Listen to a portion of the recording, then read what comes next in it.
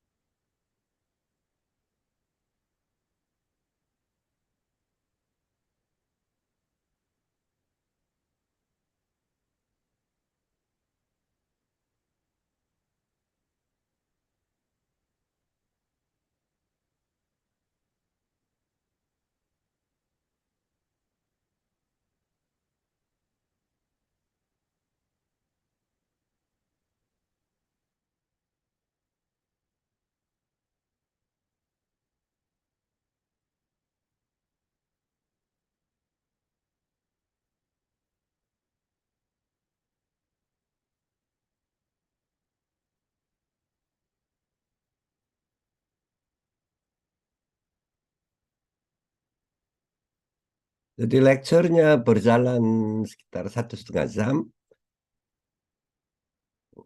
Iya, sekitar 1,5 jam. Nanti ada tanya jawab di akhir. Yap. Ya, total, in total. Gitu. Ya, jadi mungkin saya bicara 1 jam dan kita obrol sesudahnya. Prof Kim sudah saya jadikan co-host, jadi nanti bisa menayangkan langsung PowerPoint-nya. Hmm.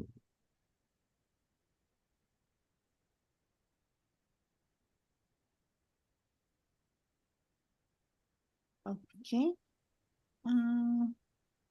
Ini sudah hampir 100 yang bergabung.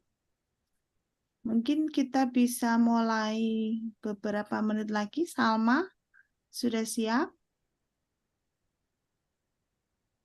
Sudah, Bu. Ini MC-nya pakai bahasa Indonesia atau bahasa Inggris, Bu? Kamu latihannya yang boleh dua-duanya, bahasa boleh. Itu gimana nanti, Bu? Sambil berlatih. Meskipun Prof Kim bahasa Indonesianya sangat lancar, tapi kemarin saya requestnya bahasa Prof, biar mahasiswa juga ikut belajar bahasa Inggris. Iya, baik. Jadi mungkin saya memberi lecture dengan bahasa Inggris dan waktu kita berbicara sesudahnya mungkin pakai ya bahasa Indonesia. Iya. Karena ini MC-nya juga mahasiswa sendiri, pesertanya ini masih di second year, tahun kedua, semester 3 gitu. Jadi mereka sangat senang sekali bertemu dengan dosen-dosen dari berbagai perguruan tinggi, luar negeri gitu. Jadi senang sekali. Jadi sekalian biar mereka ada semangat untuk belajar bahasa Inggris juga, Prof. Iya, itu luar biasa. Kalau di lecture saya ya kita tidak berani pakai bahasa Inggris. Kemarin juga kami sudah bagikan PowerPoint-nya ke Ya, mahasiswa. baik. Ya. Kita bisa baca-baca dahulu. Oke, mungkin sudah 104 atau kita mulai aja, Mbak Lili? Oke, baik. Kita mulai, Prof Kim ya. Yep.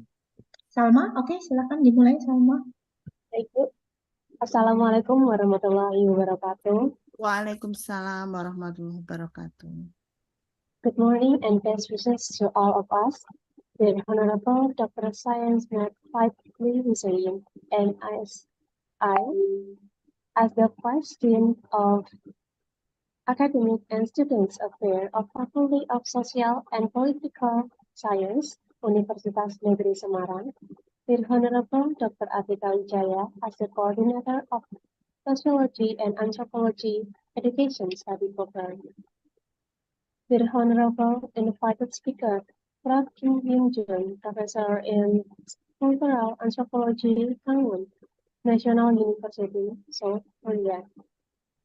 The Honorable all lecturers will have taken the time to attend Students Asia Lecture Series 2023-9-7, and all other fellow students who were present in today's lecture. First of all, let me introduce myself. My name is Salma Airan Yayumna, as Master of Ceremony for today's lecture. We thank to God Almighty because of her blessings and His graces we can gather at the very even we later look forward to. Before we enter the core of the event, I will read out the agenda on this morning. Our agenda today is as follows. First, opening. Second, welcoming speech from Coordinator of Sociology and Anthropology Education Study Program. Third, presentation material by Prof. Hyung. Next, the question and answer session. And the last is closing. Untuk announcement.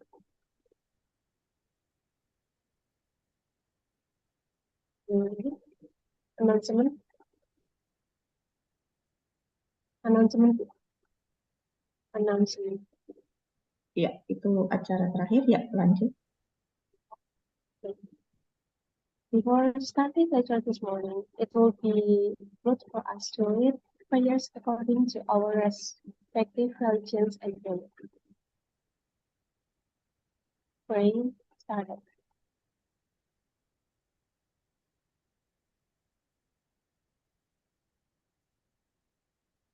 Prayer is over.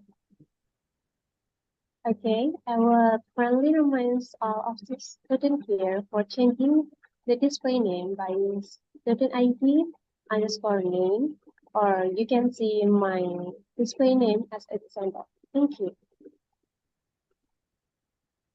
Ladies and gentlemen, before we start, we will enter the next session by introducing our speaker.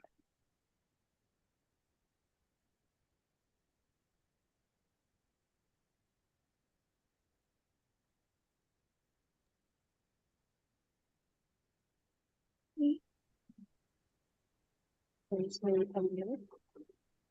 Okay. Me? So, Oke. Acara selanjutnya apa? selanjutnya membacakan buku. Oke. Ya. Oke, silakan. Yang has lived in Department of Cultural Anthropology, Kangwon, National University, 2001 to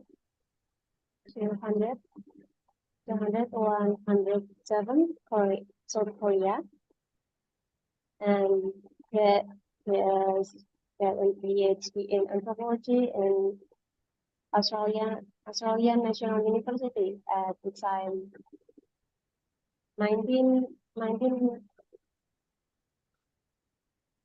until 1996, and at the 1988 until 1990.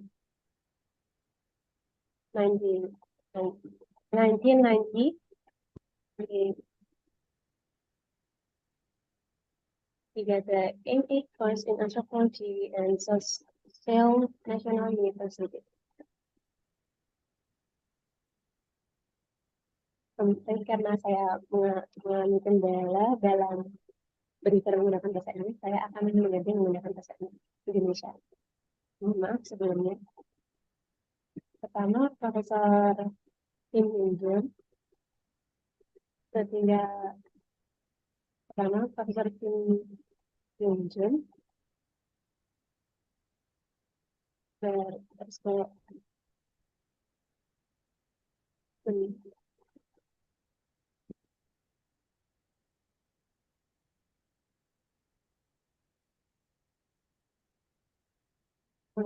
dengan dia.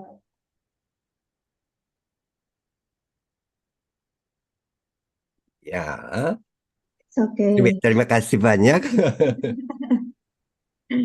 Ya, CV-nya tadi apa mungkin bisa dibacakan salah satu bukunya, Salma. Satu bukunya, jadi pada tahun 2021 dalam bahasa Korea, Profesor Hyung mempublikasikan buku dengan judul Islam and Democracy, Democratic Tradition of an Indonesian Islamic Organization Muhammadiyah. Lalu pada tahun 2018 dalam bahasa Korea, Profesor Hyung juga mempublikasikan buku berjudul Hijab Education, Perception and Practice of Muslim Women Indonesia. Lalu pada Ada banyak artikelnya juga. Oke. Ya. Silakan Prof. Kim untuk memulai kuliahnya mungkin. Ya, terima kasih Salma. Ya, dan terima kasih atas ajakan saya. Saya gembira sekali bisa ketemu Anda hari ini karena mungkin itu pertama kali saya ketemu mahasiswa dari Universitas Nasional Semarang.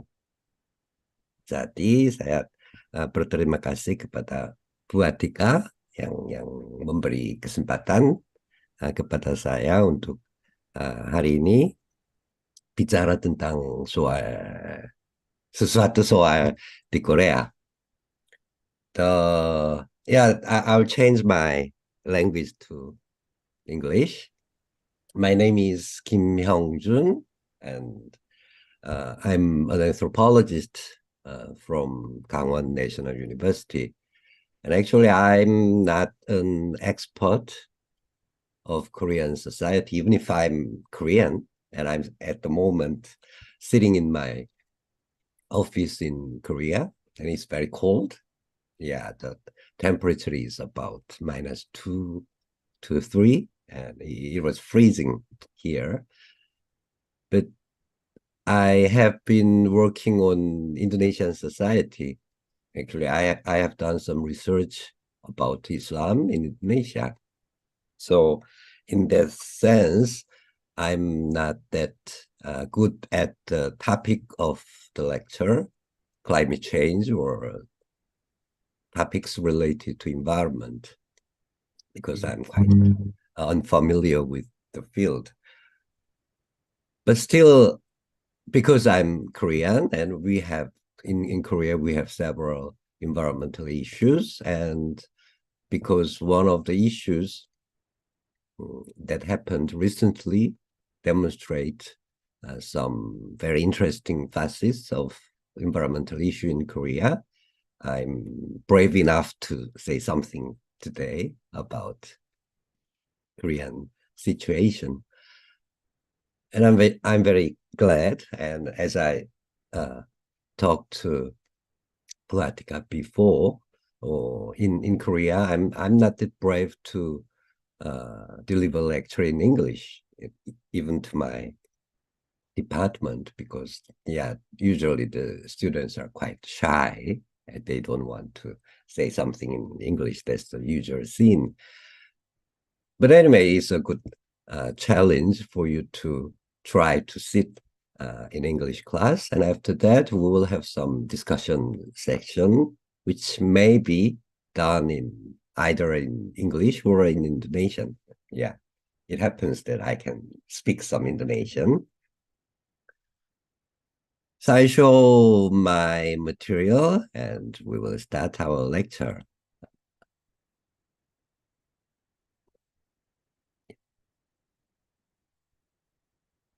Yeah, I hope my material is visible to you. And the title of today's lecture is something like Economic Growth and Environmental Sustainability. As you know, that these two themes are, in some sense, is viewed to be quite contradictory. And actually, it is also contradictory in Korea. And the case that I'm trying to say today is some cable car project in Kangwon province. And it is the province that I'm living. And as you can see, the name of my university is Kangwon National University, and the name of province is Gangwon. So there are some, in Korean language, we have the consonant K and G is quite similar. So previously we have used K, Ga, to express the name of the province, but it has shifted into Ge these days. So the name of the province is Gangwon, but still the name of my university is Kangwon, so it is a bit confusing, but anyway, so it is the same region. Yeah, so the case is related to a mountain which is called Seorak, and you can see the map of Korea. And Kangwon province is located eastern and northern part of Korea. So it is a very mountainous area, and it is on the eastern side of the capital, Seoul. And as you can see, it is the picture of Seorak Mountain in winter and autumn. It's a beautiful mountain, and it's very large. And yeah, it is the height is about 2,000 meters, something like that. So it's a very beautiful. The scenery in winter and autumn is really attracts a lot of tourists to the mountain.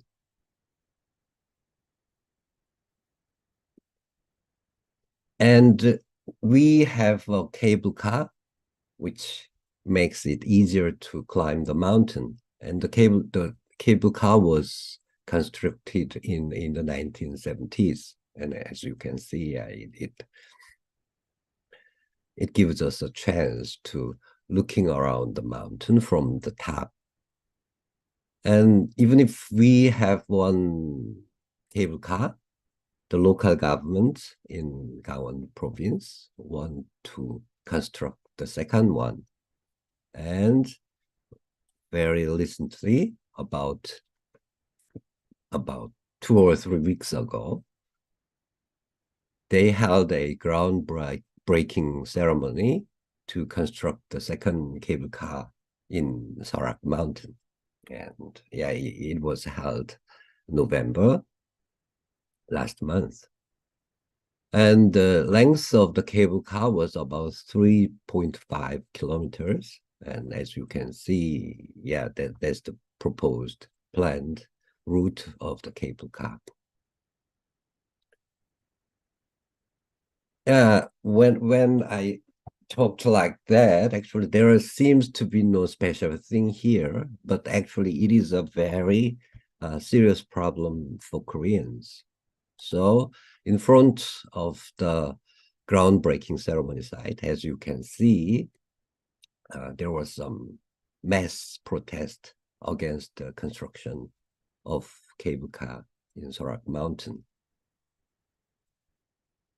You may probably see the scene of mass protest in Korea among the labor. Koreans are very good at doing some protest in a very peaceful way. But then you can see on the left side that people are lying on the road. They just block the road to the groundbreaking ceremony sites. So the opposition protests were quite intense, and a lot of people especially the environmentalists, were very unsatisfied with the initiation of the project. But anyway, they keep protesting, but still the project is going on now. The reason why this project of building cable car in Sarang Mountain was so serious or considered significant was because of the history of the construction of the second cable car line. As you can see, the first proposal to build the cable car line was made in 1982, which means about 40 years ago. First proposal was made by the local government to construct the second line. But the next year, there happened a mass protest by environmental activists to protest against the construction, the proposal. And because the protest was so intense, the central government rejected the proposal. And after that, actually, about 30 years, there has been no clear movement by the local government, but still the locals in Kangwon province had a wish, had a dream to construct the second cable car. And about 10 years ago, the local government made the second initiative to build the cable car line, and the proposal was rejected by the central government. And the next year, 2013, the local government made third attempt to propose the construction of the cable car, and it was also rejected by the central government.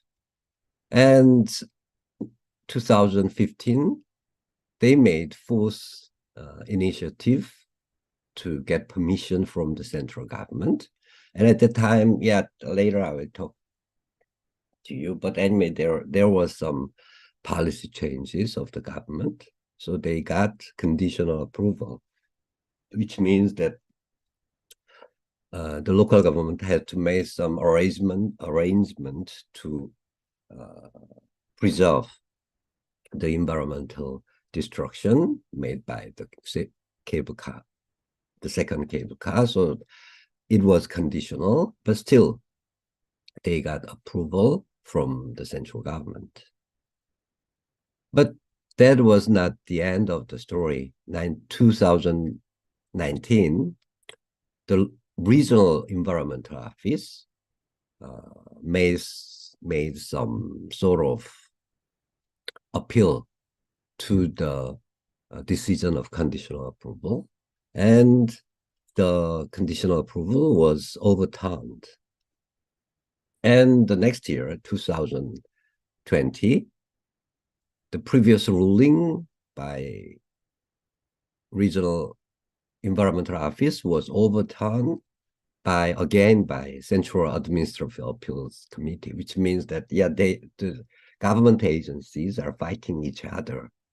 And 2021, it was again overturned.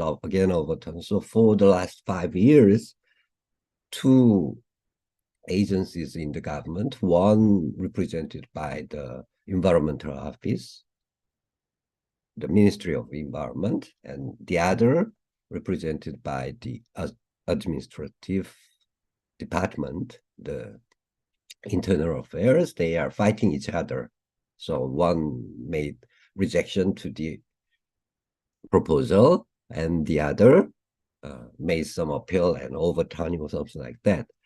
So it was the condition was very chaotic, and finally, at the early 2023, this year, it was finally approved. Of course, there are some condition for the approval, but anyway, it was approved by the government, and the local government in a hurry open the ceremony to initiate their project. So as you can see, the cable car is in some sense, it is a very small affair for local government and to the central government. But because of this history, it became the cable car in Sorang Mountain has become a symbol of the competition between environmental preservation on the one hand and economic growth or development on the other. But anyway, the winner was the side of local government who want to build the cable car line in Sorang Mountain. And throughout the history of about 40 years of history, there were various reasons put forward by each party why they have to build or why they have to block building the cable car line. And as on the left side of the slide, you can see the reasons why they support the construction of the cable car. And the first one, the most primary reason was economic growth, because it is a very, Sorang Mountain is a very, very good tourist attraction. So the local government believe that if the cable car line can be constructed, then it will attract hundreds of thousands of tourists to the mountain. So that was actually the only and the sole reason why the local government have attempted to proceed the project. But throughout the process of fighting, they had invented very, in some sense, very brilliant, but in another sense, yeah, it's a bit nonsense reasons.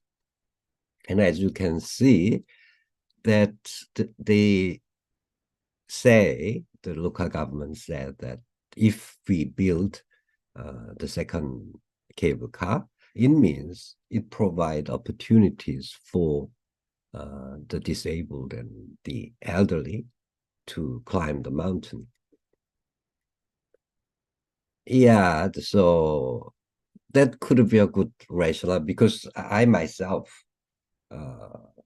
have never been to the peak of the Sorang Mountain, because it took a lot of time, roughly approximately it took about 10 hours to go to the peak and return to the original place. So you have to walk about 10 hours to go there. And yeah, if it means that ordinary persons cannot go to the peak of the mountain. So in that sense, there are some who agree with this sort of rationale. But anyway, it was the rationale that they have find out while they fight against the environmentalists. And the next reasons for the construction was also a bit strange, but these are also a very cunning rhetoric to be added to support the construction of the cable car. And they say, the local government say that they can preserve the environment through eco-friendly development. Yeah, they promised when they construct the cable car, they will employ some eco-friendly method. Yeah, it is not that persuasive, but still it can be one reason that rather than just destroying woods or destroying environment, they would use very eco-friendly development methods. We don't know exactly what it could be, but anyway, that's the rhetoric that the local government has proposed. And those who oppose the idea says that if the cable car is to be constructed, then it would cause environmental disaster. Yeah, and it is quite reasonable reasons to protest against the construction. And because in the mountain, in Sorang Mountain, we have some endangered species like mountain goats or flying squirrels or something like that. So it will, if the construction goes on, the habitat for these animals would be destroyed. Yeah, that's quite evident. And there are some religious reasons, because the Sorang Mountain is it has been regarded as the sacred place, because we have just in Korea throughout, from north to south, we have some long mountain range, and Sorang Mountain is one of the key of that mountain range. So from ancestors, there has been belief that the Sorang Mountain is the center of Korea, and so it is sacred and it should be preserved. That was another reason that the oppositions talked to protest against the construction. And because the history of the construction was so long, it covered almost 40 years. So the case of Sorang Mountain could be applied to other national parks. Yet there are several national parks in Korea, which also the locals of these areas also wanted to build their own cable car project. But because cable car in Sorang Mountain was pending, these national parks could not build their own. So there might be some sort of ripple effect. So if the Sorang Mountain is permitted to build the cable car, which means that all other national parks, national mountains can also follow the path of Sorang Mountain. So that was another reason why cable car in Sorang Mountain should be prohibited.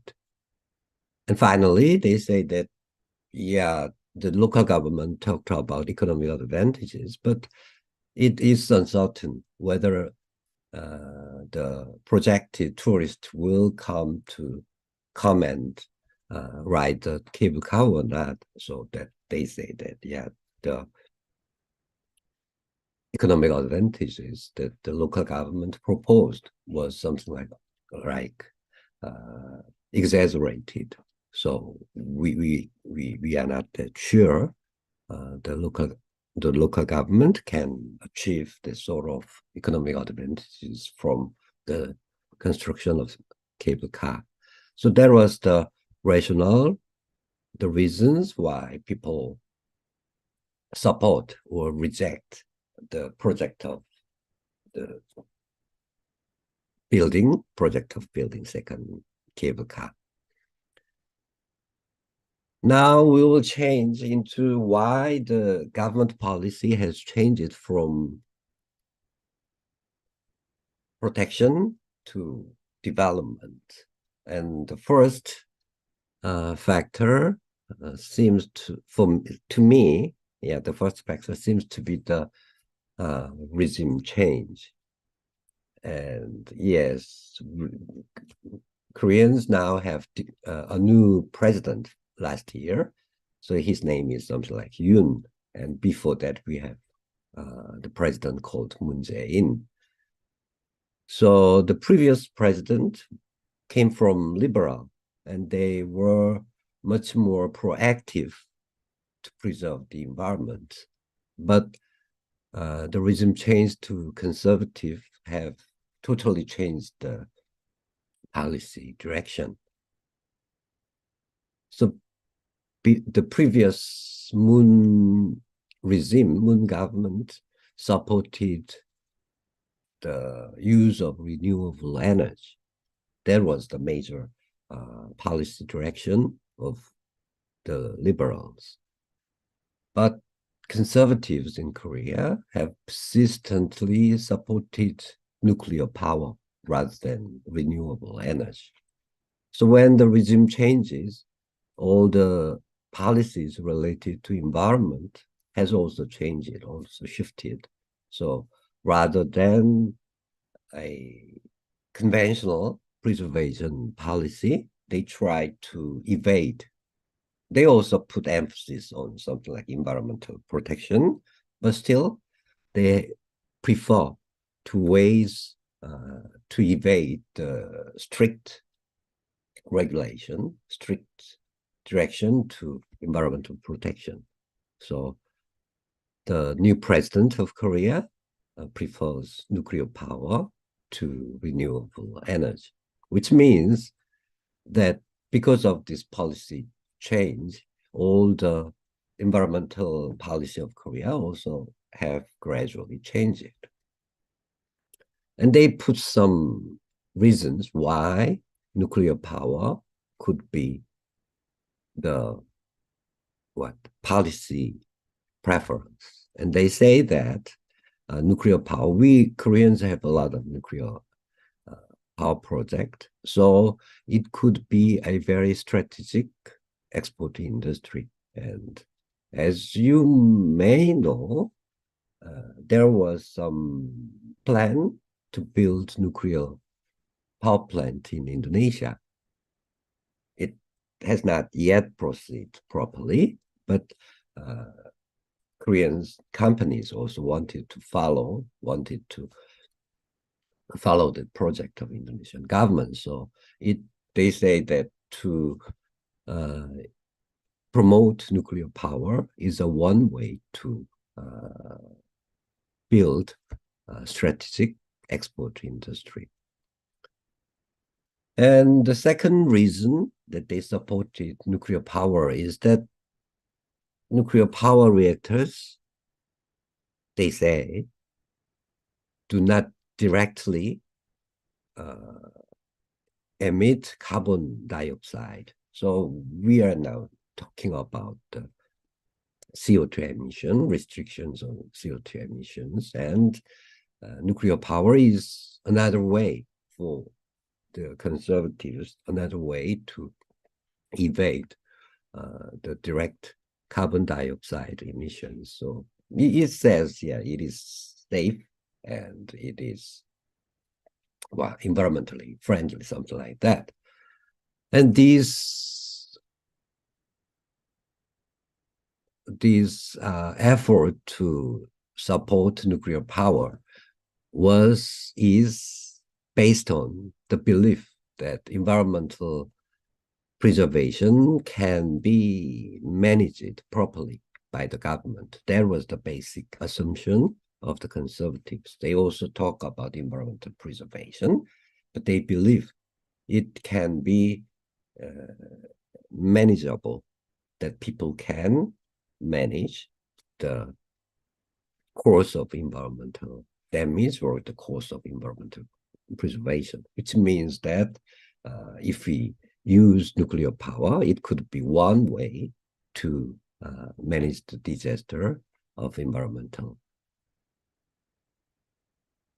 damage, something like that. So with this data, we can easily find out the rapid shift of the government policy. So on the left side of the graph, we can see the projection under the previous President Moon's government, under the liberal government. So at the time, the policy emphasis was put on renewable energy.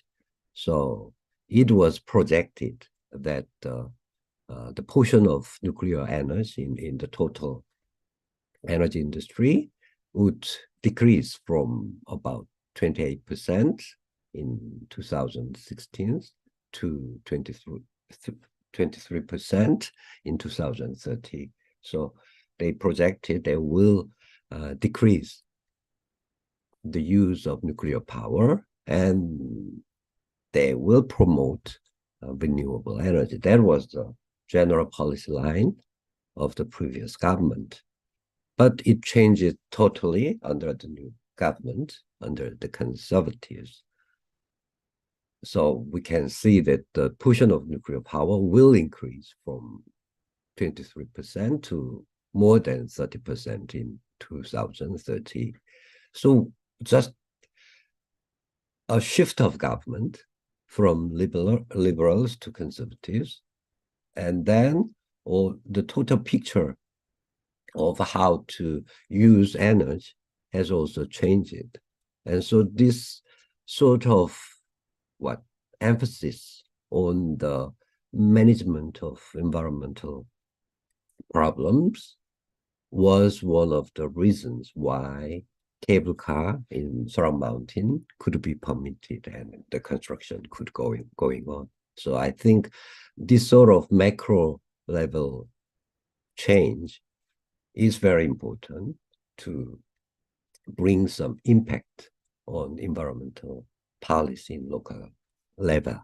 That was the first reason that I thought that made possible the proceeding of construction in Seoul Mountain.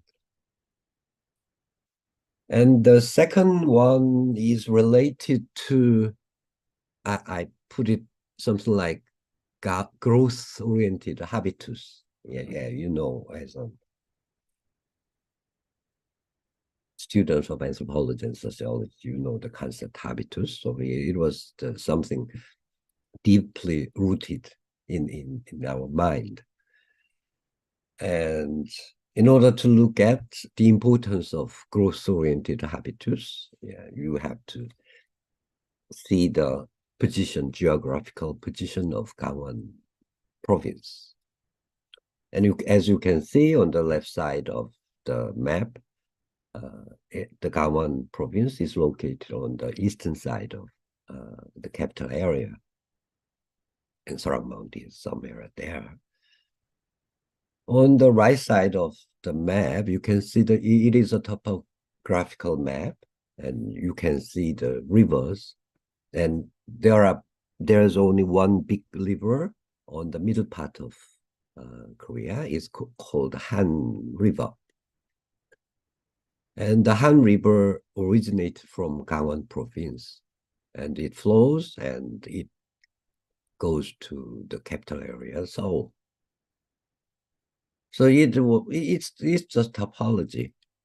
So the river happened to flow from Kangwon province to the metropolitan area of Seoul, but it has a very serious consequences to Kangwon province.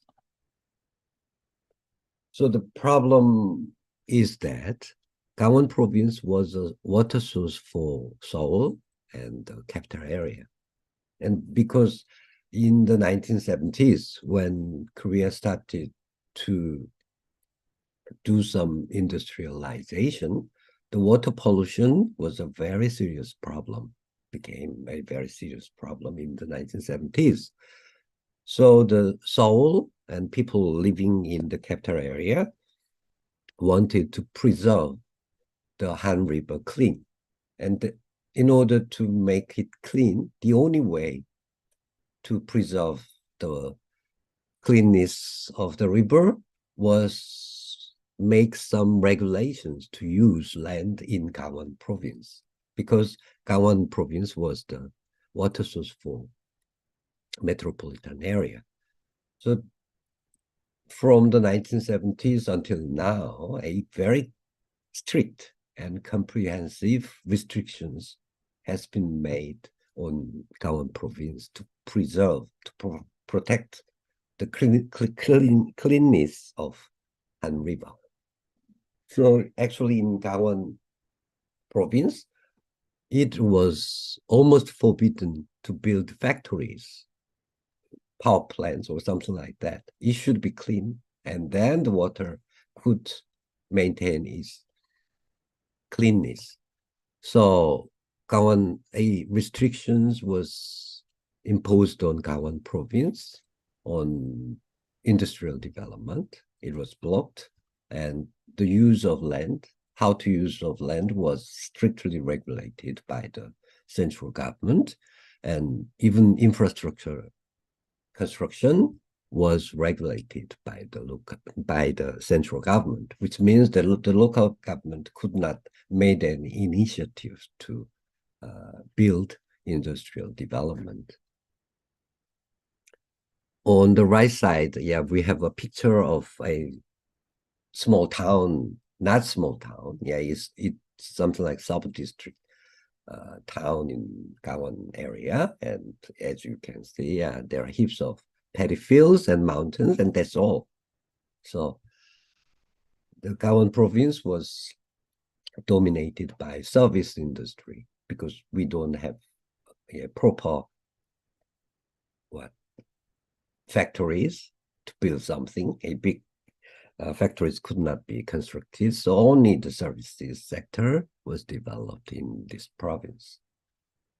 And there was a very interesting shift throughout 2000. And before 2000, the region, the Kangwon province, was considered as underdeveloped region. Yeah, it was underdeveloped because of the regulation of the central government to protect the river. And suddenly, because after 2000, the discourse on environmental preservation surged in Korea. And suddenly, Kangwon province became a region which is environmentally well preserved. Yeah, it has been preserved well because there are a lot of regulations to develop industries. But anyway, before this time, the Kangwon province was considered underdeveloped region. But suddenly, one day, it becomes environmentally well-preserved region. And the outcome is a bit tragic to Kangwon province because it was considered as environmentally well-preserved region. There should be additional restrictions to maintain the wellness of the preservation of environmentally in Kangwon province. So it's something like, to the residents of Kangwon region, it was something like double-edged restrictions. Before, because of the preservation of river, a very strict regulations has been made by the central government. But when environment became a key issue, then it should be preserved again. It should be protected again. So more regulations has been imposed on Kangwon province. So as you can see on the left side of the slide, is the map of national industrial complex in Korea. And as you can see, there are a lot of industrial complex. And in Kangwon province, there's only one national industrial complex, and it is on the southern part of and coastal area. So actually, it is not the main area of Kangwon region, which means that in Korea, Kangwon region is the only area where industry was not properly developed. And on the right side of the slide, we can see the map, the statistics on regional gross domestic production. And among about, I'm not sure how many administrative areas in Korea, but there are 8 regions and 5 or 6 big city areas. And of these 13 or 14 administrative areas, Kangwon has the lowest level of regional gross domestic production. So it is the least developed region in Korea. So because of this sort of history, residents in Kangwon region feel a very strong sense of marginalization. They feel that they are deprived of development. They are marginalized in the process of industrialization in Korea in general. So they are alienated. So the thing is that something like victim Korean residents in this region, Kangwon region, feel they are victimized. They are lost throughout the process of industrialization in Korea. So I think because of this sort of feeling of deprivation, residents in Kangwon area have a very strong mind of growth-oriented habitus. They want to achieve economic growth, but has not been accepted by the central government. So there was a sentiment among the residents of Kangwon area. And because of these sentiments, yet they are more agreeable to the construction of cable car. So that's the survey result among Kangwon residents of Kangwon province and general public in Korea. As you can see, the agreement rate of cable car among residents of Kangwon province was quite high. The agreement rate was about 40%, while 50%, while disagreement rate was about 40%. But in general public among Korean society, the disagreement rate was much higher than the agreement rate. So about 60% of Koreans disagree the construction of cable car, while about 40% agree. So Kangwon residents have higher agreement rate than the general public. So because of, as I said before, the sort of growth-oriented habitus of the residents of Kangwon province, they are more proactive to the construction of new things. They believe that construction of new things, even if it is not a factory, industries, but it is anyway something that could attract economic development. There was the perception of people living in Kangwon province. And when we look at the survey results, there are some interesting differences among residents of Kangwon province. So as it is not in the graphs, but anyway, among if we looking at in detail, the survey results, the agreement rate increases with age, which means that the younger the residents of Kangwon province, they are more prone to disagree. But the older people are, the agreement rate was high.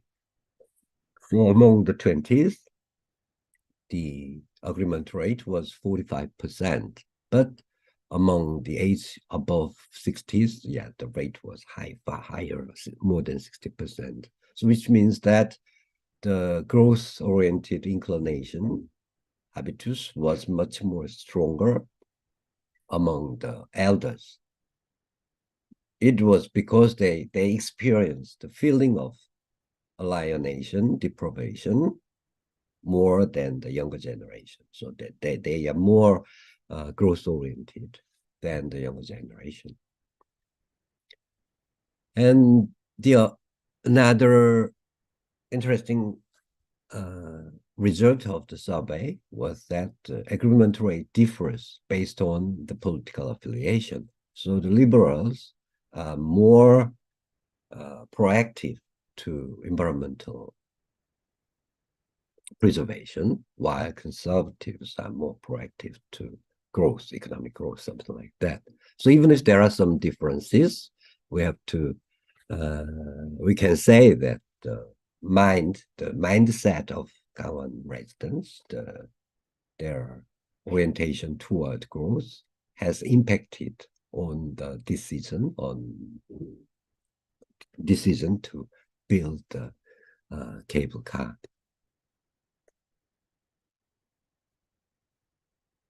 And this is the last slide of my lecture today, and I just summarize. So two major factors, I think, have enabled the construction of a cable car in Seoul Mountain. And the first one is political shift. So it is in environmental problems, the macro level political change is really important. So it could influence the way how people see the management of the environment. So it tends that conservatives are more optimistic on the management of environment, and the liberals are more pessimistic on the management. So whether we can manage our environment properly or not is quite different according to political affiliation. And secondly, we have to think about the perception of people regarding the environmental protection. And I believe that the strong inclination of Kangwon residents toward economic growth is another factor to facilitate the construction of cable car. And this is accompanied by a sense of marginalization, victimization in the context of economic development. And the funny thing was that maybe about 10 years ago, I did not consider seriously about the sort of feeling. I'm not that extreme environmental conservatives, and I'm not that extreme environmental liberalist. But anyway, I'm quite prone to support environmental preservation, and I believe that human beings cannot manage the environment properly. But about 10 years ago, my position was much more stronger. So whenever I met some Koreans, some fellow residents of Kangwon province who support the growth-oriented policies, I criticize them that we cannot predict what human can infringe upon environment, something like that. But these days, my position has been a little bit changed. So I have to. These days, I'm considering more about the feelings of the residents, that throughout the whole history of economic development, industrialization in Korea, it is the fact that Kangwon, this province, has been marginalized. They have to sacrifice themselves because of the clean water supply to the capital area. So these days, I'm thinking that kind of the sense of victimization, marginalization should be considered more by people, by environmentalists or something like that. So these are the position of mine. So we can, with this case in mind, we can ask some questions, something like that. So if we just look at from the perspective of environmentalist, environmental activists, we can blame residents of Kangwon province.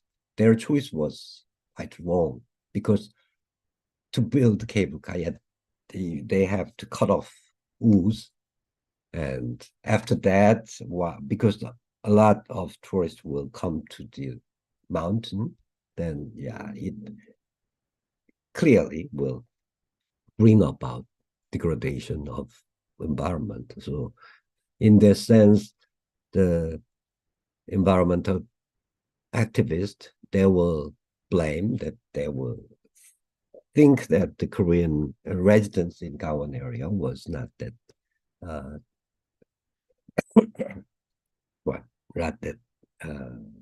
clever enough to think about the future degradation of environment. That could be one position.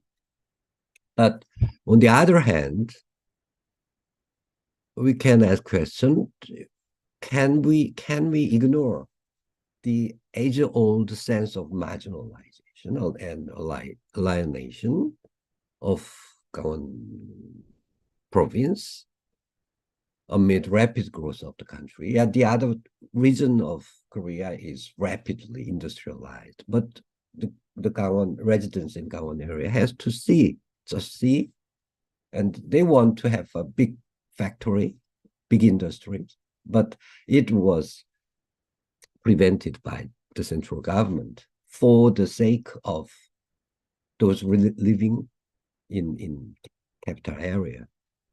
So we can blame residents in this area, but we also have to think about their feelings, their sense of marginalization. And can we just ignore that sort of sense of marginalization? That's a question that we may propose. So with these two questions, we can ask the third one, that environmental sustainability. We are talking about what? Climate change or something like that. It should be protected. We have to think about the future generation of ours. But still, our history of engagement with industrialization, can we just forget or ignore our previous history of engagement with industrialization?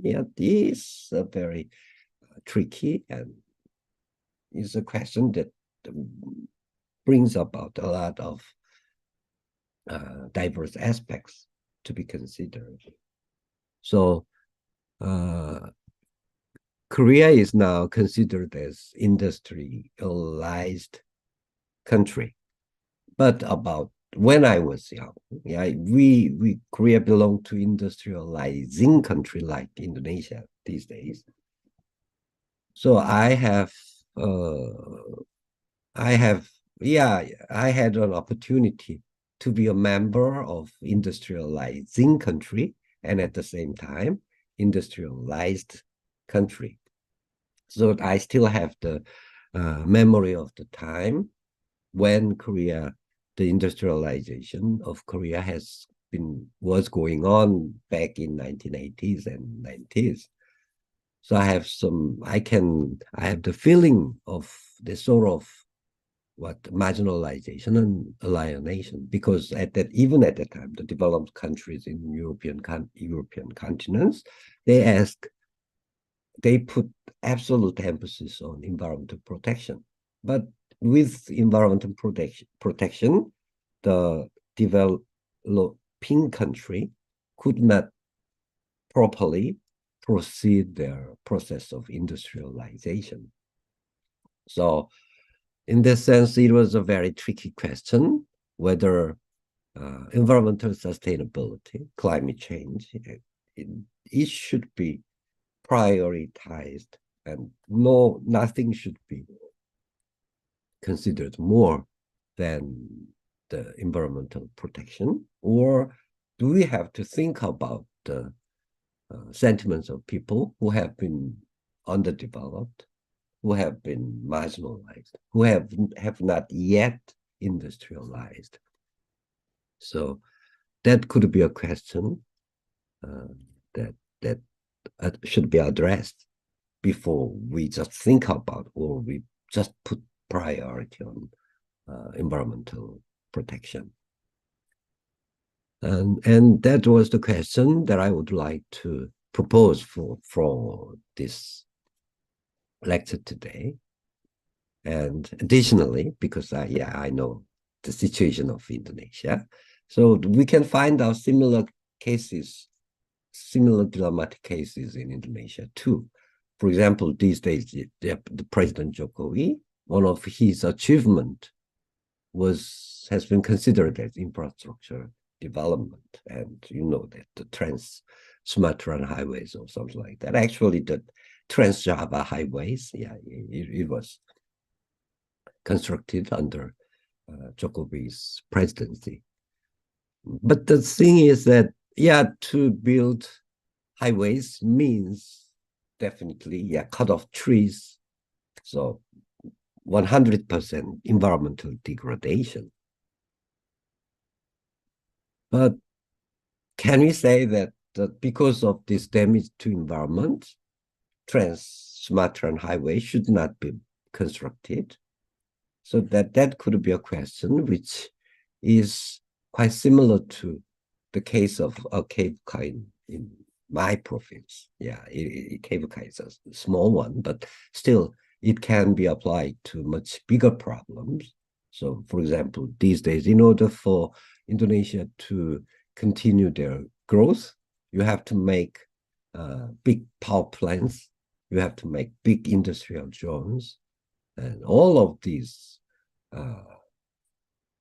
demand sacrifice in terms of environmental protection.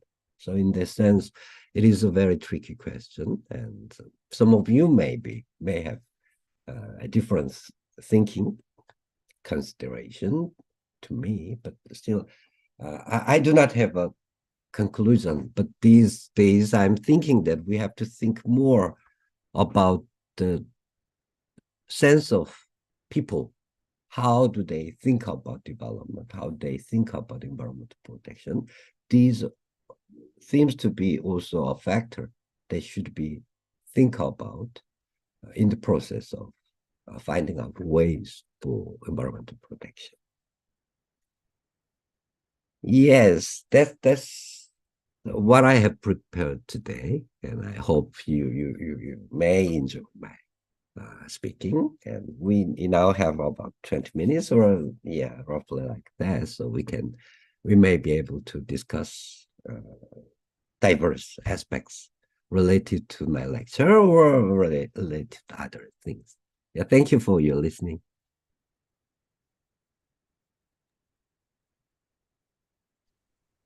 Thank you, Prof. Kim Hyung-jun, for the insightful presentation you shared with us.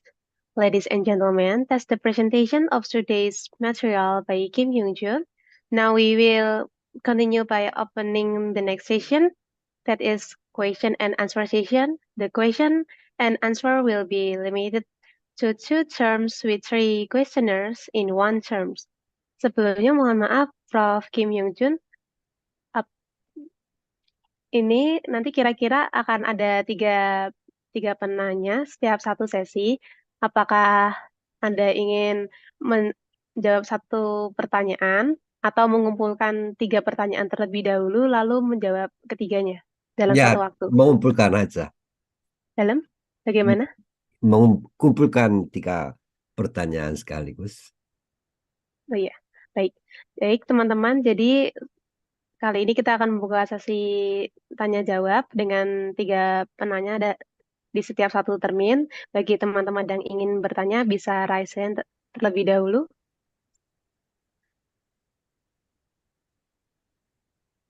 Selain raise hand, teman-teman juga bisa bertanya melalui chat ya. Bisa diketik di sana pertanyaannya. Jangan malu. Sekarang in English okay, in Indonesian okay, apapun.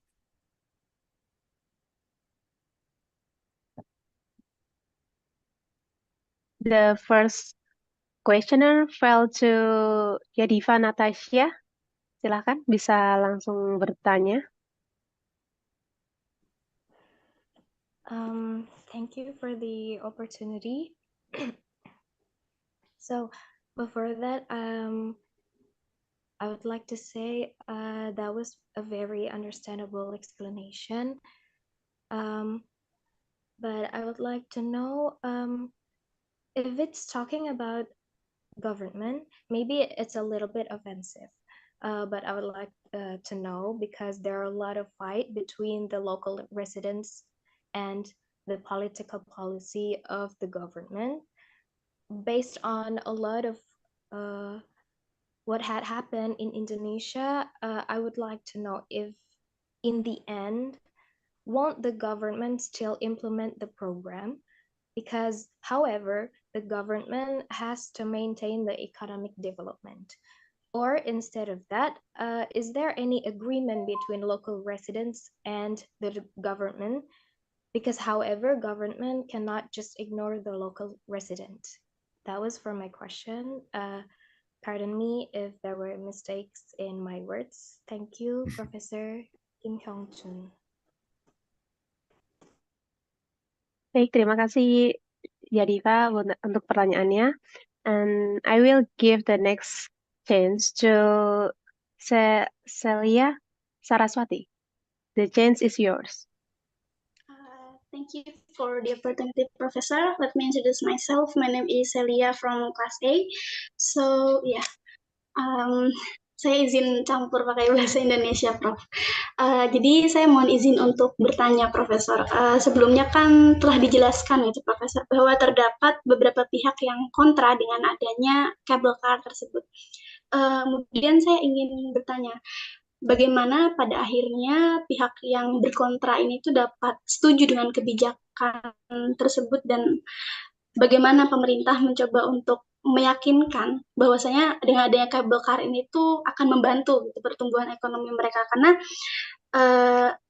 pastikan perubahan itu ada yang diterima dengan cepat, ada juga yang perlu waktu yang lama gitu. Dan apakah sampai hari ini pihak yang berkontra ini masih melakukan protes seperti itu, Prof? Kemudian izin untuk merespon pertanyaan tadi, bagaimana untuk mengevaluasi pembangunan infrastruktur di Indonesia sendiri? Saya juga sedikit setuju gitu, karena di Indonesia itu kan, kalau dari pengamatan saya sendiri itu pemerintahnya gemar untuk melakukan pembangunan infrastruktur secara masif gitu ya. Tapi di satu sisi juga pembangunan itu tidak dirawat gitu. Jadi hanya membangun tanpa melakukan perawatan lebih lanjut gitu. Kemudian juga permasalahan yang sama juga saya temukan gitu, karena Indonesia ini kan sebentar lagi Profesor akan berpindah ibu kotanya di provinsi yang baru, dan di sana juga terdapat pembangunan gitu, dan terdapat juga dampak-dampak lainnya gitu, dan yang berkaitan juga dengan kerusakan lingkungan ini. Dan kemudian kalau dari saya pribadi, bagaimana mengevaluasi pembangunan yang dilakukan oleh pemerintah ini itu lebih kepada seharusnya pemerintah itu melakukan pembangunan, tapi disertai juga dengan pemeliharaan lebih lanjut itu. Jadi keberlanjutan dari pembangunan tersebut. Terima kasih, Profesor. Baik, apakah dari teman-teman sekalian ada yang ingin bertanya lagi? Sepertinya belum ada ya. Baik, kalau seperti itu, Prof. Kim Hyung-jun bisa dipersilakan untuk langsung menjawab. Ya, terima kasih atas pertanyaan yang luar biasa. Saya pikir ya itu pandangannya ya bisa memberi inspirasi. Mungkin saya jawabnya kepada Mbak Celia dulu ya. Dan itu kalau mungkin tahap pertama, kalau di Korea dua kelompok itu yang mereka saling bicara dan saling berdialog. Tapi seperti tadi saya sampaikan, itu sejarahnya 40 tahun. Karena 40 tahun mereka terus berdialog, artinya sekarang mereka tidak mau bicara lagi. Jadi satu pihak mereka ya menyuarakan pandangan mereka sendiri, yang lain mereka pandangan dia sendiri. Jadi itu sekarang something like fighting. Tidak ada yang room untuk negosiasi. Jadi kalau itu pertengkaran itu berjalan begitu lama, saya pikir ya dua-dua pihaknya sekarang tidak mau bicara. Jadi walaupun proyeknya tetap berjalan sekarang, tetap yang saya dengar itu di depannya tetap ada orang protes, kelompok protes. Setiap hari mereka datang ke sana memprotes macam gitu. Jadi saya pikir itu perjalanan pertengkaran itu harus lebih pendek. Kalau itu sudah puluhan tahun, orangnya ya sudah kena emosi, jadi agak susah untuk selesai secara damai. Dan itu memberi dampak yang luar biasa. Jadi seperti tadi saya sampaikan, kalau di Korea di pandangan konservatif dan liberal terhadap environment itu sudah terlalu beda. Jadi mereka sekarang tidak mau bicara, dan yang mereka cuma yang mengharapkan itu ganti pemerintah. Jadi sekarang environmental activist di Korea semuanya yang inginnya mereka ganti pemerintah dari konservatif to liberal. Jadi kalau besok sungguh itu mungkin tidak bisa terjadi, tapi mungkin bisa terjadi kalau misalnya 3 tahun yang akan datang pemerintah Korea dirubah dari konservatif ke liberal. Besok mereka akan memberhentikan konstruksi kabel car di Serang Mountain. Saya sedikit yakin. Jadi walaupun sudah konstruksinya berjalan, ya mereka bisa memberhentikan proyek ini karena pandangan mereka itu jelas beda dengan pandangan orang konservatif. Jadi itu sama saja di Amerika atau Eropa. Di sana biasanya politiknya dibagi ya konservatif dan liberal, dan mereka ya sudah berbicara terlalu lama, dan itu ya agak susah dicari jalan tengah.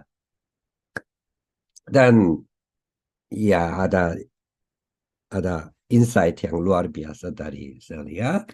Ya, jadi when we talk about trans highway di Indonesia, ya mereka pemerintah itu selalu ya mengutamakan pembangunan dulu, dan mereka tidak memikirkan cara untuk memelihara. Tapi kalau dulu mungkin 10 tahun yang lalu saya bilang ya kalau gitu masyarakat harus protes atau environmentalist, activist harus protes.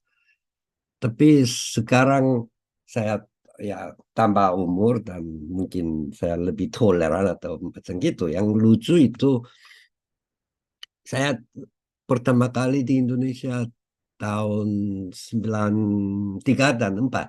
Mungkin sebelum kalian lahir saya sudah ada di Indonesia, dan saya melakukan penelitian di Jogja. Dan dari Jogja ke Semarang sekitar 30 tahun yang lalu perlu waktu 2,5 jam, 3 jam. Karena dulu tidak ada highway. Dan sekarang itu dikurangi 1 jam. Ya lebih cepat daripada dulu. Dan waktu sebelum ada tollway antara Semarang, Solo, ya Jogja, ya orangnya semuanya yang tahu itu ya kalau sampai ke Semarang ya sehari tidak bisa bolak-balik. Ya kalau sudah ke Semarang ya harus dinap sehari. Ya seperti itu. Tapi kalau sekarang sesudah membuat ya jalan tol itu ya pagi berangkat ya sore ya sudah bisa pulang, ya seperti itu. Jadi sebelum ada pembangunan ya kita gimana ya, kehidupannya lebih susah, tapi susahnya ya itu tambah enak. Jadi menurut saya orangnya mungkin mempunyai hak untuk menikmati itu, dan sesudahnya misalnya kalau sekarang walaupun ada jalan tol yaitu ya kiranya kurang efisien, ya kita membuat satu lagi aja. Jadi sesudah menikmati sesuatu dan ada kesempatan lagi untuk memilih jalannya, saya pikir ya itu kita harus memikirkan soal environment, soal yang lain. Tapi sebelum ada jalan tol antara misalnya Jogja dan Semarang, bilang ya tidak usah membuat jalan tol karena ya itu akan membawa dampak negatif terhadap environment. Saya pikir itu agak kejam. Ya, jadi saya sedikit sekarang posisinya agak mungkin konservatif, posisinya lebih moderat. Jadi kita karena ya itu rasanya atau hak mereka untuk menikmati sesuatu dengan pembangunan itu pun saya pikir kita ya mungkin bisa harus dipikirkan itu ya sedikit sikap sedikit dirubah saya. Jadi itu mungkin jawaban untuk Mbak Celia. Dan pertanyaan tentang Natasha, ya di Korea itu ya sedikit sistemnya beda dengan Indonesia. Jadi kalau sekarang Indonesia ya ada partai oposisi di Indonesia sekarang. Kalau tapi 10 tahun yang lalu sebelumnya belum ada oposisi, ya walaupun mereka bersaing di dalam pemilu, sesudah pemilu ya semuanya menjadi memasuk pemerintahan.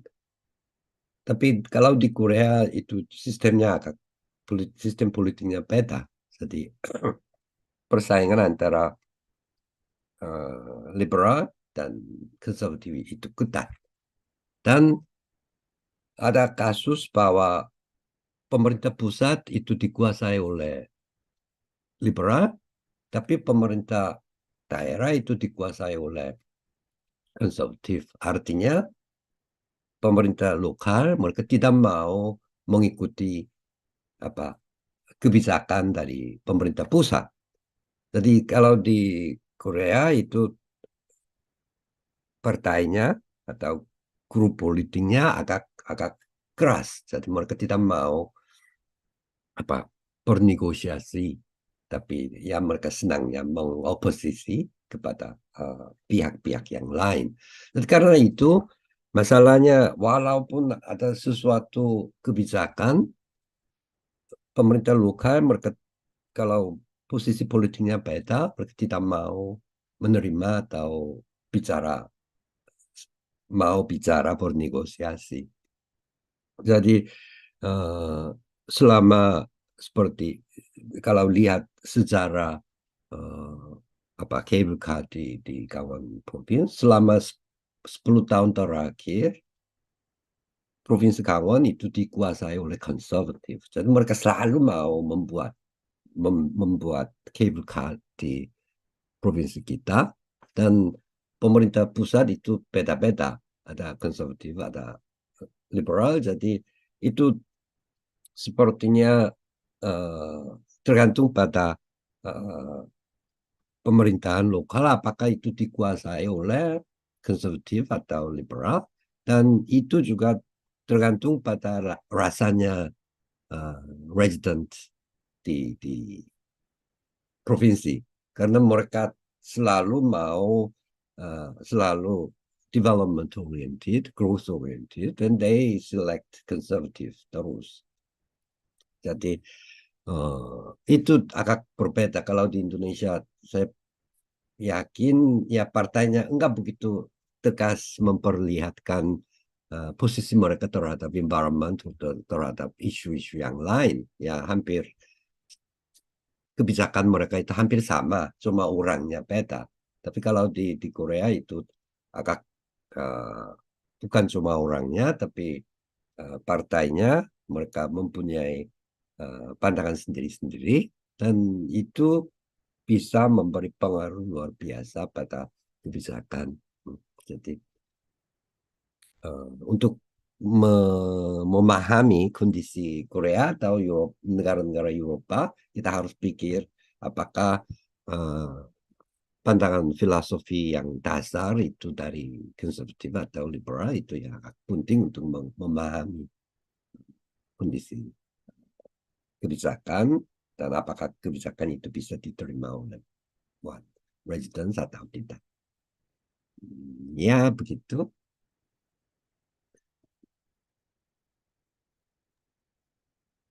Bagaimana ya Diva, apakah sudah menjawab? Sudah menjawab. Terima kasih Profesor Kim Hyung Jun. Baik, selanjutnya, ladies and gentlemen, we have finally reached the end of the event. I would like to give applause and say a big thank you to our speaker, Prof. Kim Hyung Maybe Jun.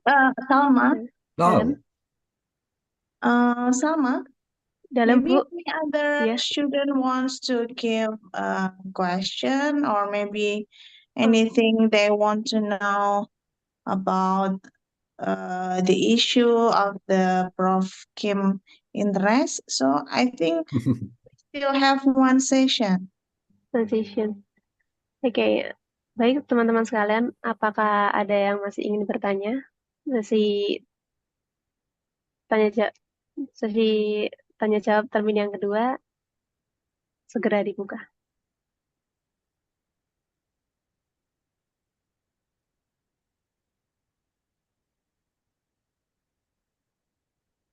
Ya, jangan malu. Ya, saya pun bisa bicara tentang Korea juga bisa. Ya, tetapi ya saya tidak tahu tentang pop Korea atau ya drama Korea.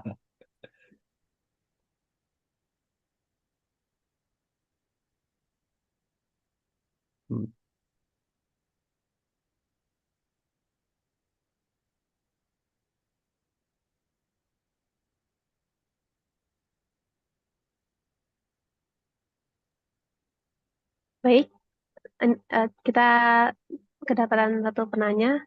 Clara Sinita, dipersilakan untuk bertanya. Baik, terima kasih atas kesempatannya. Sebelumnya mohon maaf tidak bisa on kamera. Dari penjelasan Prof tadi kan ada membahas mengenai growth oriented habitus, kebiasaan yang berorientasi pada pertumbuhan. Nah, bagaimana sih menentukan pertumbuhan atau revolusi yang cocok bagi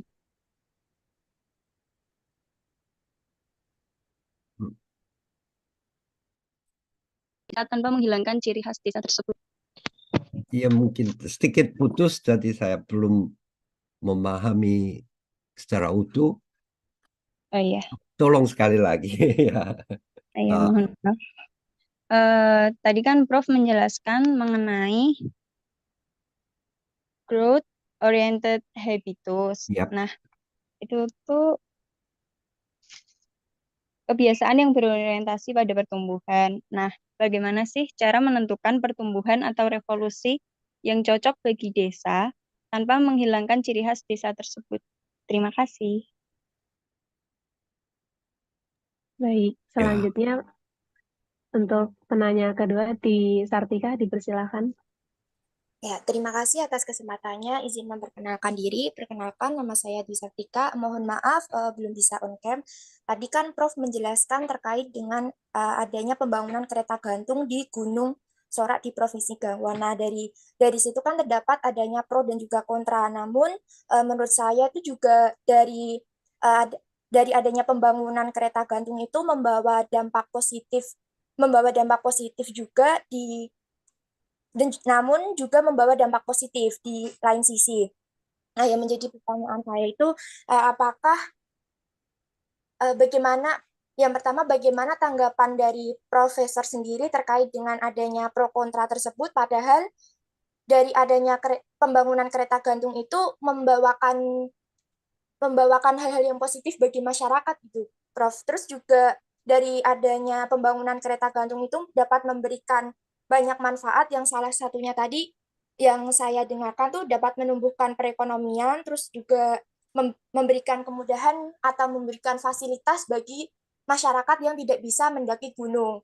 Terus yang kedua, pertanyaan saya itu apakah dari adanya pembangunan kereta gantung tersebut itu terdapat masyarakat yang hilang adanya mata pencaharian tersebut dari yang bergantung adanya pendakian di gunung tersebut. Terima kasih. Terima kasih Dewi Sartika untuk pertanyaannya. Lalu apakah dari teman-teman sekalian ada yang ingin bertanya lagi? Masih ada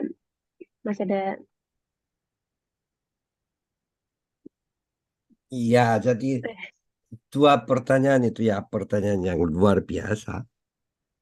Dan mengenai pertanyaan dari Sartika, ya saya terima kasih. Dan itu kasus yang kita bisa berdiskusi secara intens karena itu ya kasus Indonesia. Dan saya pikir kalau kita cuma menggunakan kaca environmentalist, dan mungkin kita bisa bilang kita tidak usah membuat kereta apa ya, saya tidak tahu namanya, kereta ya yang cepat Bandung itu ya bisa membawa disaster bagi environment ya seperti itu.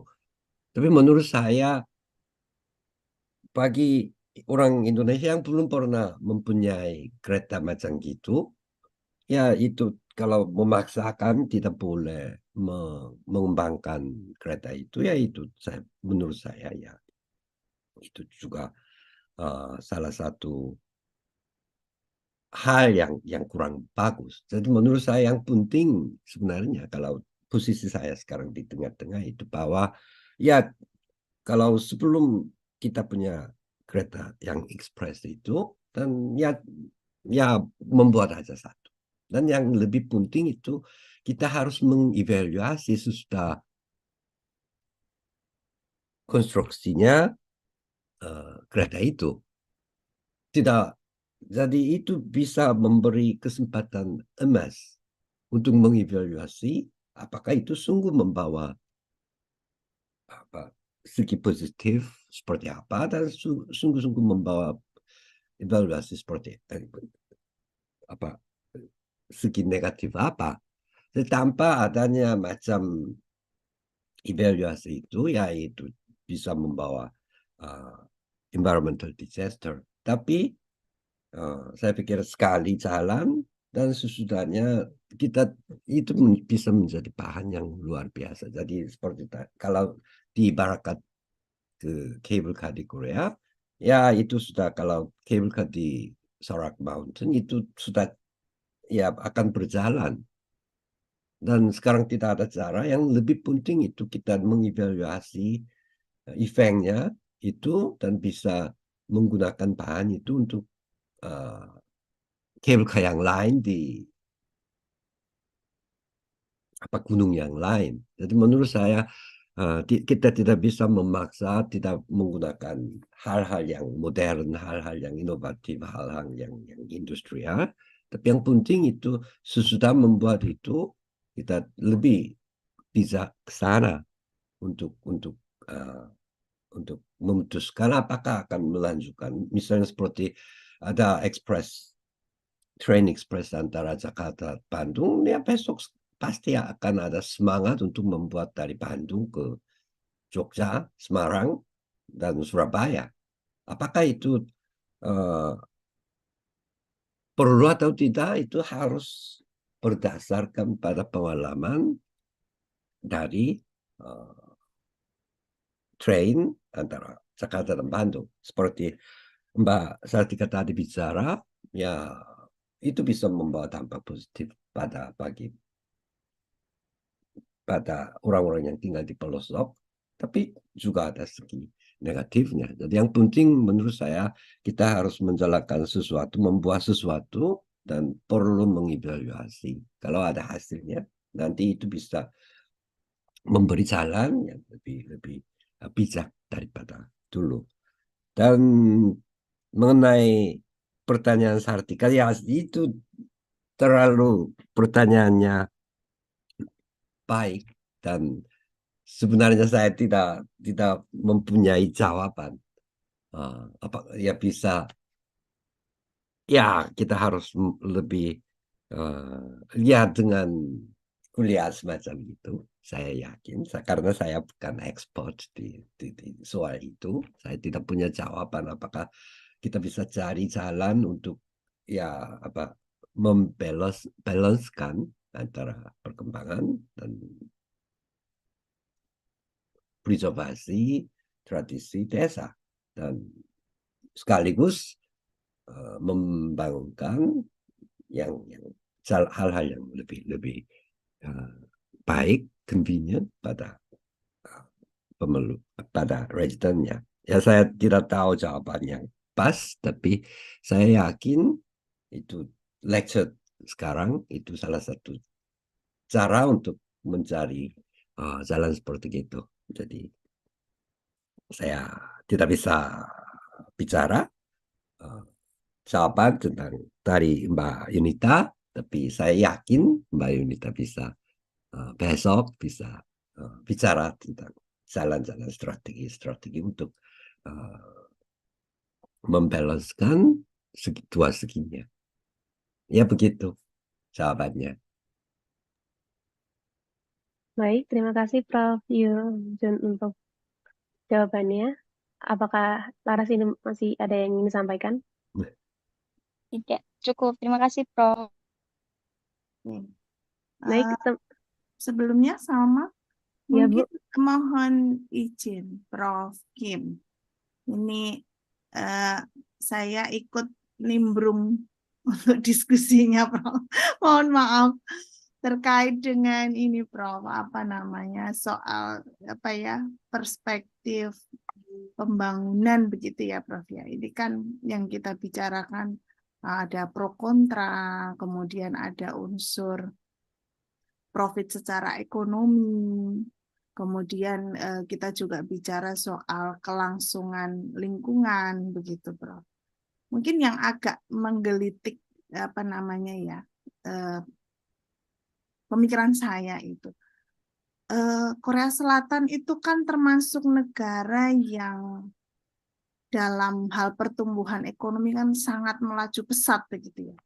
Bahkan kalau kita lihat misalnya kita bicara flashback ke belakang soal sejarah, itu kan sebenarnya Indonesia dan Korea itu kan tidak jauh berbeda masa selesai perangnya, kita anggap begitu ya Prof ya. Yep. Karena sekarang kalau kita bicara soal Korea Selatan, Prof Kim tentu lebih lebih memahami, lebih tahu konteksnya bahwa sekarang pun sebenarnya statusnya masih perang begitu ya, Prof ya? Oh iya.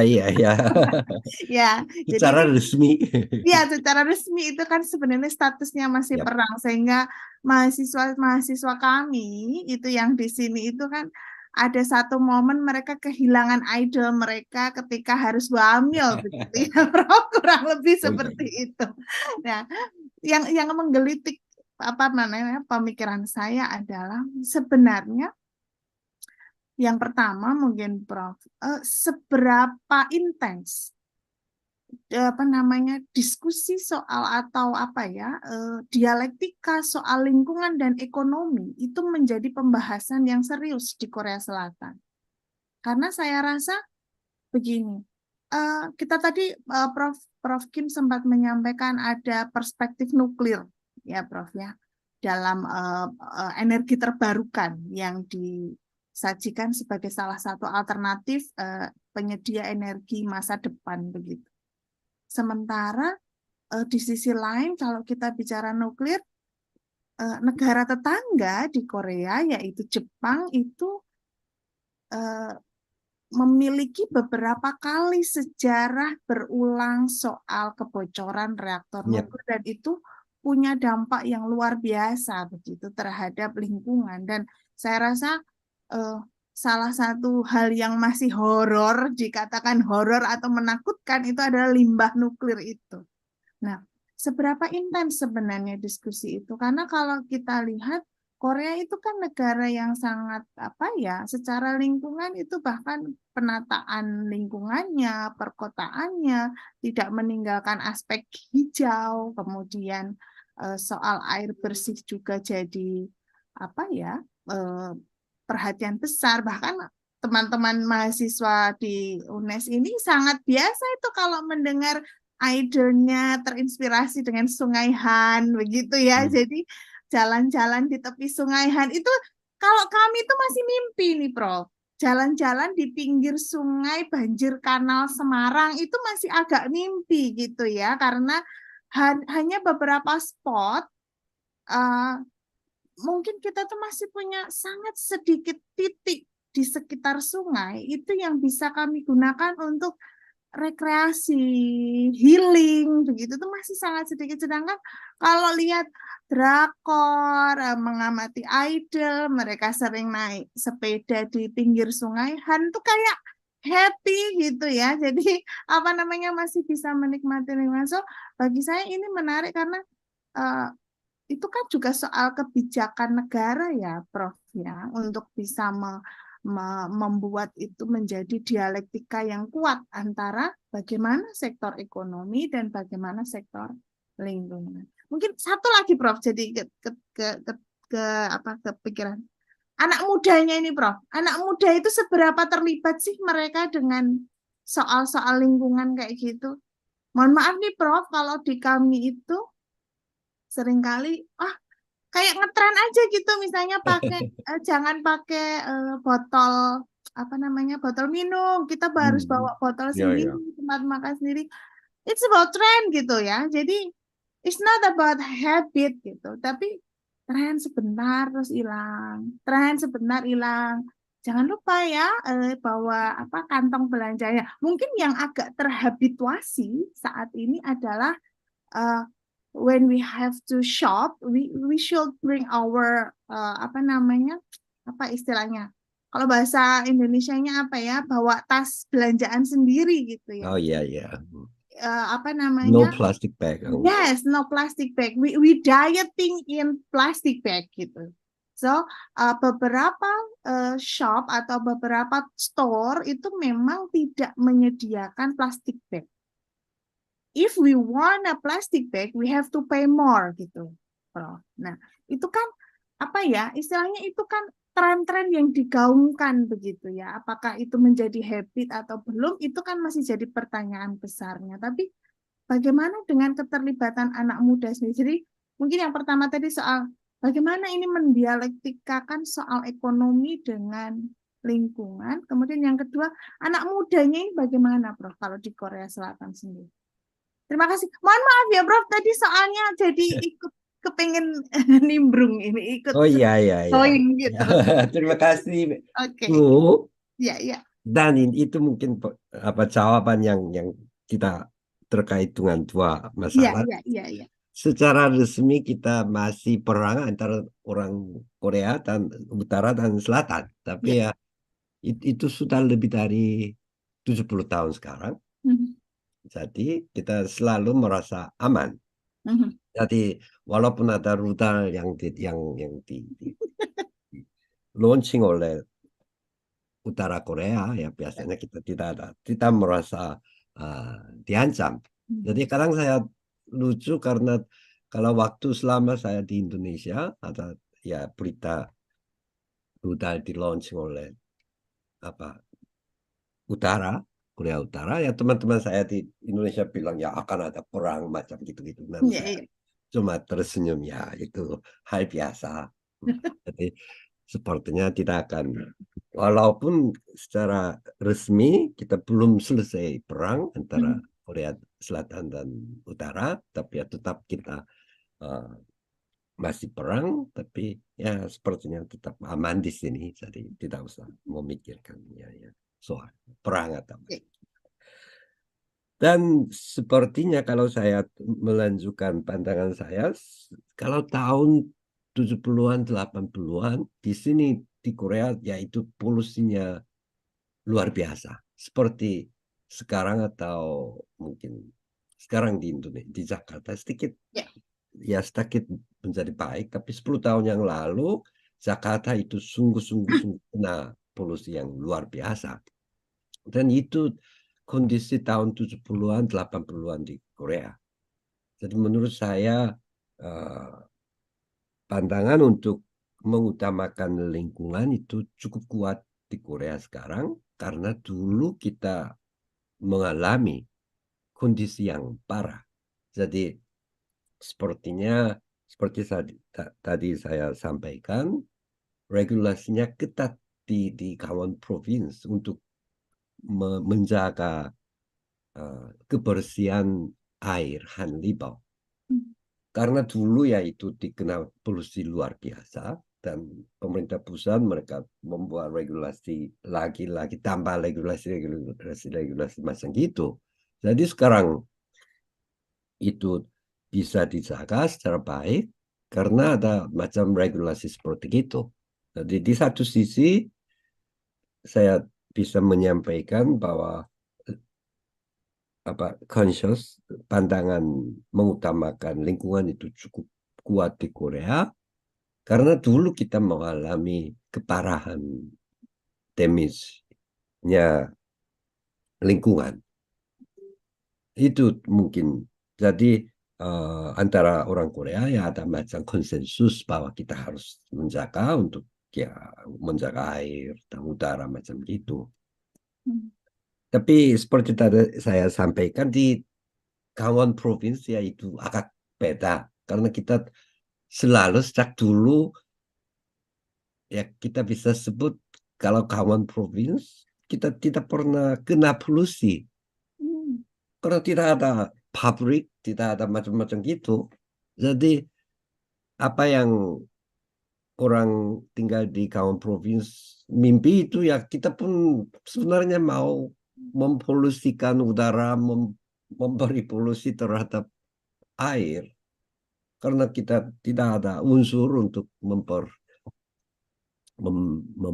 menambah polusi ke udara atau air kepada lingkungan kita. Jadi menurut saya itu macam rasa seperti itu harus juga dipelihara.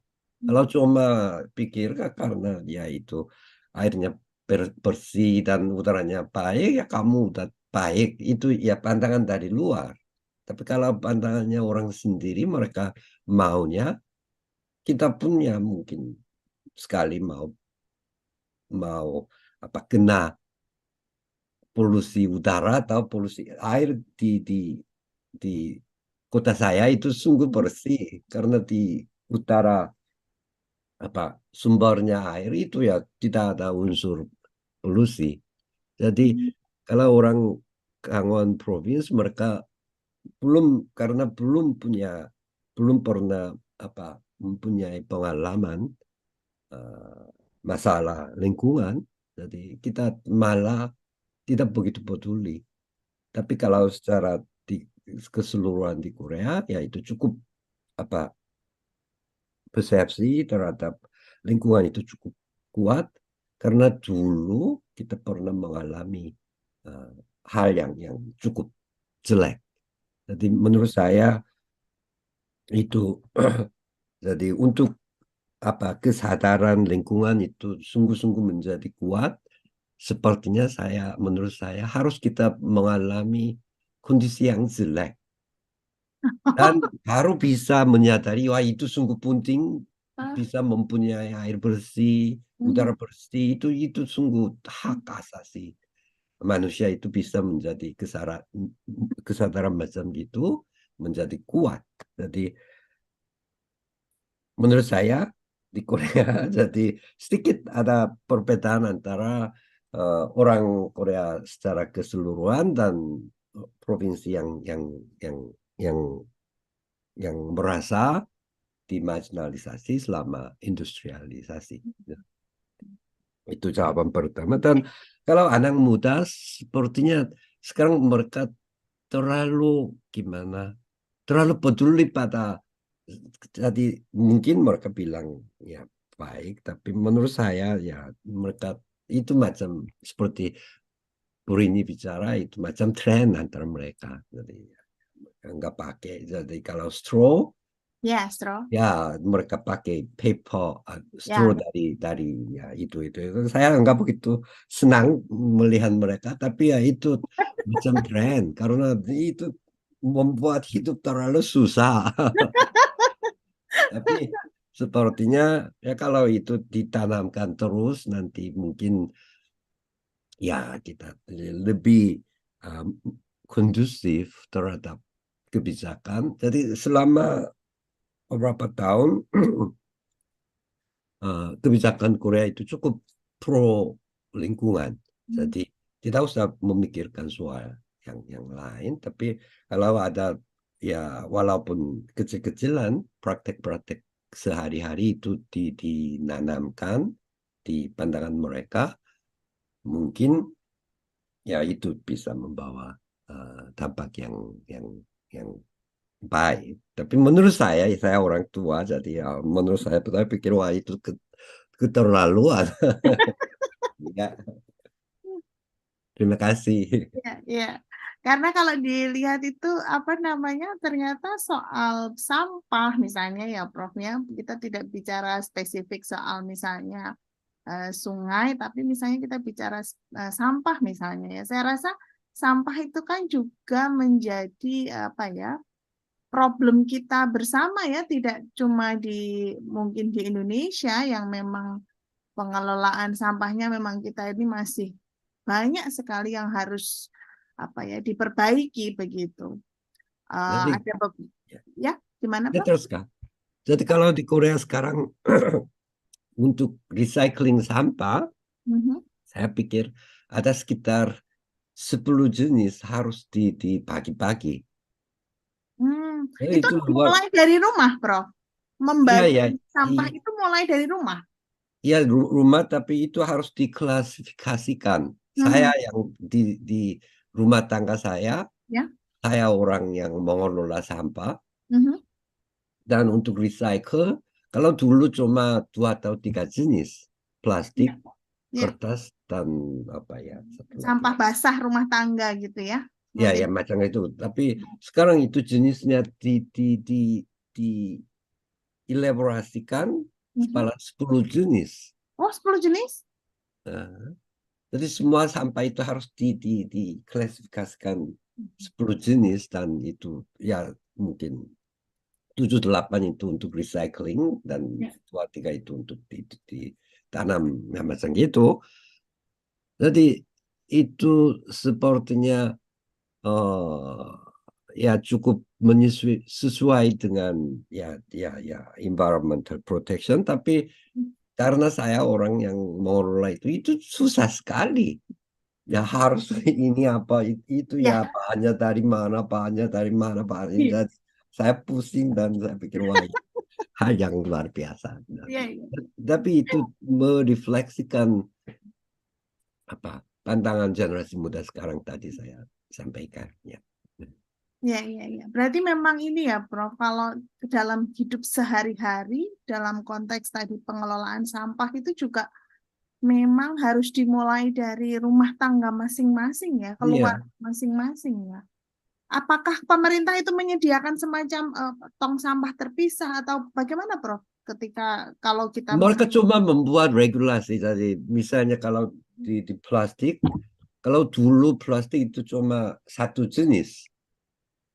Tapi kalau sekarang mereka bilang ya the label of the plastic itu harus dipisahkan macam-macam gitu. Mereka cuma membuat regulasi yang mengimplementasikan itu komunitas. Dan community itu yang mengherankan saya itu berjalan. Orangnya semuanya tidak senang ya harus membagikan sampah ke 10 jenis. Ya membawa satu persatu, dan itu ya harus dibagi-bagi ke tempat sampah, itu ya jelas kurang enak. Tapi ya itu jalan. Saya pun harus ya katanya juga ada denda kalau enggak secara teratur dibuang, tapi ya enggak, mereka tidak memberi denda, tapi pokoknya karena orang lain kelihatannya ya mengikuti aturan itu, ya saya pun ya harus ikut macam gitu. Jadi walaupun saya sedikit merasa itu keterlaluan, tapi tetap bisa jalan karena seperti tadi saya bicara, kita dulu pernah mengalami kondisi situasi yang jelek sekali, udaranya ya wah itu bukan udara yang orang bisa hidup macam gitu, dan sesudahnya ya kita bisa menyadari bahwa ya itu penting untuk kehidupan. Baik, terima kasih Prof. Ini Ya. sambil bicara kehidupan sehari-hari ya Prof, yang membandingkan apa yang terjadi di sini dengan di sana. Oke, terima kasih sekali responnya Prof. Kim. Mungkin saya kembalikan ke Salma. Baik, Bu. Dari teman-teman, apakah mungkin masih ada yang ingin ditanyakan? Kita masih mempunyai waktu berapa menit sebelum jam 11? Bisa diakhiri mungkin, Bu Tika ya? Baik. Ladies and gentlemen, we have finally reached the end of the event.